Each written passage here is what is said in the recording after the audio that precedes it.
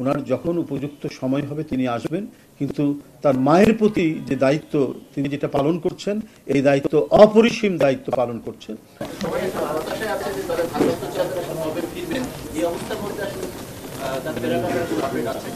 না, আমাদের কাছে কোনো আপডেট নাই।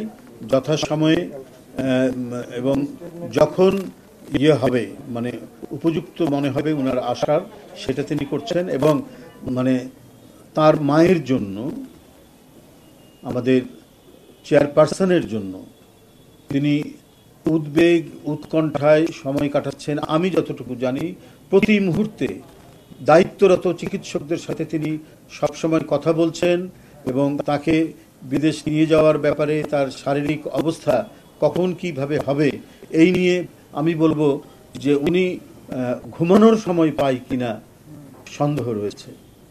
এত উদ্বেগ উৎকণ্ঠার মধ্যে তাকে কাটাতে হচ্ছে। এবং সেখানে ডাক্তার যারা রয়েছেন, উনি তো ইংল্যান্ডে গিয়েছিলেন ম্যাডাম, সেখানে যারা দেখেছেন তাদের সাথে তিনি যোগাযোগ করছেন, কথা বলছেন এবং প্রতিনিয়ত প্রতি সময়ে এখানে দায়িত্বরত চিকিৎসকদের সাথে তিনি কথা বলছেন।